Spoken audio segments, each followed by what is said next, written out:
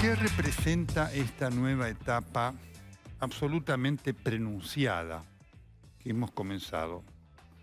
Representa el fracaso del plan de vacunación. Esto es claro, contundente, indiscutible. De haberse cumplido el cronograma de promesas que hizo el presidente de la República, la situación hoy sería mejor. No digo que sería espectacularmente libre de todo lo que es el COVID, pero sería mejor.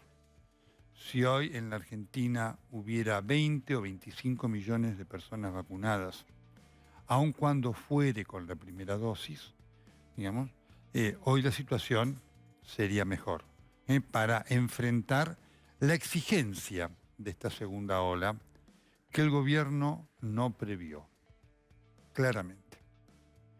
Cuando se tomaron las medidas de restricción de esta segunda ola, hace aproximadamente 5 o 6 semanas, nosotros dijimos aquí, porque lo decían además los especialistas, que desde el punto de vista de la expansión de la pandemia, no cabía duda que lo que debía aplicarse era la restricción.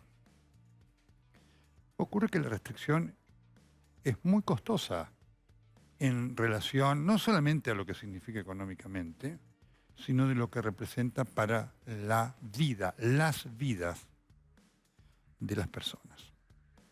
Y este es un tema muy importante para tenerlo en cuenta, para darnos además idea de la responsabilidad que tiene el gobierno en lo que vaya a venir para darle a este esfuerzo un sentido. Este esfuerzo tiene sentido, obviamente, si aparecen las vacunas. Por supuesto que tiene sentido el cuidarse absolutamente en sí, porque está en juego la vida de cada uno de nosotros. Pero el problema es lo que puede hoy un ciudadano cuidarse en el medio de sus necesidades de subsistencia. Este es el problema. Sin duda mucha gente aceptaría quedarse en su casa, más allá de todo el costado psicológico que esto tiene, que no es menor, si supiera que su subsistencia está asegurada, pero no la tiene. Y este es un problema de enorme gravedad en el contexto de lo que está ocurriendo. Pero quiero avanzar un poco más, porque efectivamente lo que está pasando y lo que ha pasado tiene que ver también con la manera como el gobierno en particular y la política en general ha encarado el tema de la pandemia. La politización de la pandemia, la cuarentena, ha sido fatal para darle al nivel de cumplimiento por parte de la gente un elemento asertivo mayor. ¿Qué quiero decir con esto? Si el presidente de la República no hubiera decidido romper con Rodríguez Larreta, seguramente hubiéramos podido quitar el elemento político de toda esta dificultad de la pandemia. Pero no ha ocurrido. Este es un primer punto. Entonces, en el momento en el cual esto ha ocurrido, se ha perdido una oportunidad que se sigue desperdiciando todos los días. Cuando el presidente de la República, como en el discurso del otro día, utiliza alguna chicana para criticar a los que hacen cosas distintas, o Kicillof directamente con su verba de asamblea estudiantil permanente, utiliza en sus presentaciones su perorata para mandar un mensaje político y para, digamos, generar la chicana política, pierde una oportunidad. Pierde la oportunidad de generar acuerdo o de generar un acuerdo mayoritario entre los que pueden pensar como él y pueden no pensar como él. A mí no deja de sorprenderme, más allá que de este gobierno no me sorprende nada, la liviandad con que se juzga la actitud de la gente y de las personas, ¿no? Este es un elemento muy importante que habla de una falta de contacto con la realidad que tiene el gobierno. Que hay personas irresponsables, por supuesto, siempre los hay. Acá nosotros los marcamos. Hay gente que la fiesta clandestina, las reuniones sociales en forma obscena e impune, las hace. No es todo el mundo. No es todo el mundo. La mayoría de la gente busca cuidarse, ¿no? Y es importante, sería importante que el gobierno valorara ese sacrificio que ha hecho la gente en el contexto de lo que no ha hecho el gobierno. Porque este es un punto este es un punto clave para entender. Si el gobierno entendiese que está en deuda, seguramente cambiaría su actitud. Y ayudaría mucho eso. Si el gobierno, en vez de decir, bueno, ustedes que no hacen esto, diría, nosotros no hicimos esto. Y les pedimos disculpas. Porque como consecuencia de no haber hecho esto, ergo, las vacunas, tenemos que someterlos a esta nueva exigencia, cambiaría la actitud. Cambiaría una actitud de decir, yo soy responsable, no quiero utilizar la palabra culpable, soy responsable de esto que falta, cambiaría. Pero este gobierno es kirchnerista. En el kirchnerismo la culpa siempre es del otro, absolutamente siempre. Y además el kirchnerismo no pierde oportunidad de marcarlo. En cada discurso, en cada presentación, siempre hay un dejo. A veces puede ser estrepitoso, como lo hace, insisto, con su verba de asambleísta estudiantil Kicillof, u otras veces puede ser un poquitito más sutil, como cuando lo hace Alberto Fernández. Pero siempre es lo mismo. Siempre hay una culpa del otro. Hoy Santiago Cafiero asumió que efectivamente, por fin, había habido un mal enfoque de la negociación. Después trataron de disimularlo, bueno, no, en realidad dijimos tal cosa. Hubo un mal enfoque. Un enfoque, digamos, que llevó a confiar, a apostar en el tema de AstraZeneca e increíblemente a descartar otras opciones, cosa que no hace ningún país. Entonces, nada es casual. Que falten las vacunas en la Argentina no es casual. Es causal.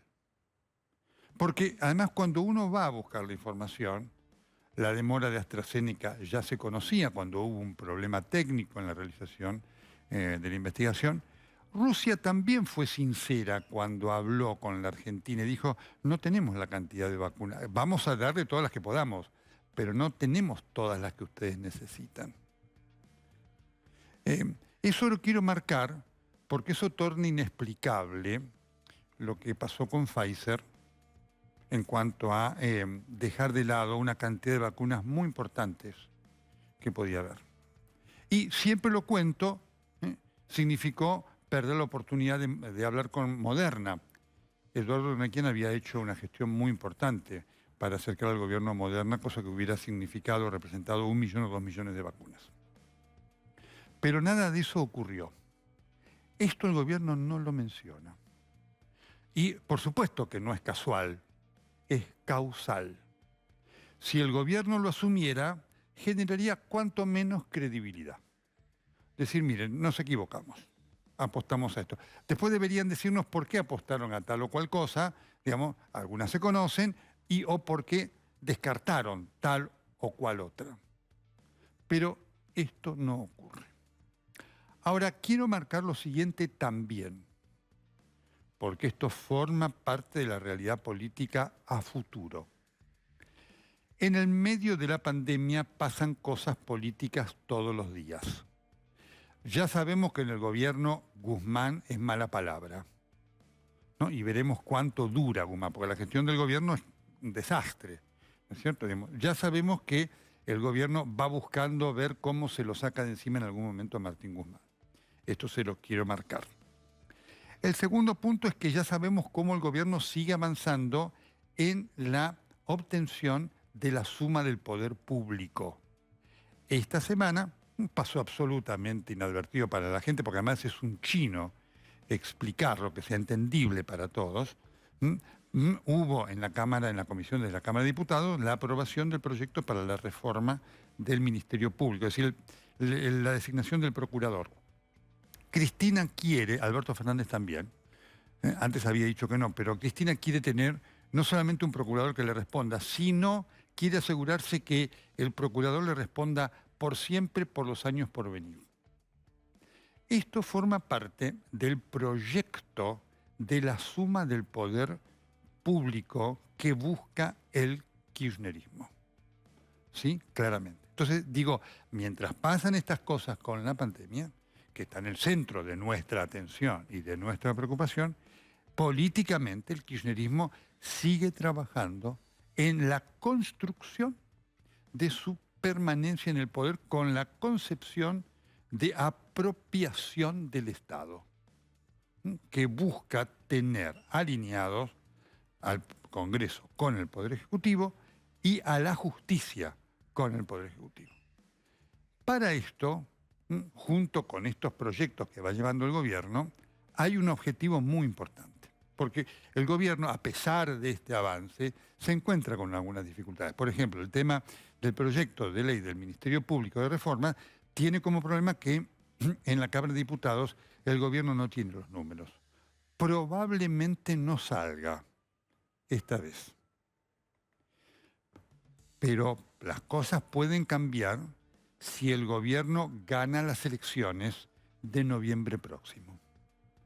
Y sobre esto debo advertir algo que ya están detectando las encuestadoras, que es algo sobre el cual la oposición debería trabajar con mucha conciencia. Yo escucho a los opositores y creo que no tienen una idea cabal de lo que está pasando y de lo que va a venir. Y a veces los encuentro con un optimismo sobre el cual no encuentro mucho fundamento. Ya son 2 o 3 las consultoras que han detectado que entre los vacunados el nivel de apoyo al gobierno sube. Ergo, si el gobierno va a utilizar a la vacunación como instrumento de campaña, porque es el único que tiene. No hay ni mejora económica, ni mejora social, nada. Todo es un desastre. Pero si el gobierno va a usar la vacuna, va a usar...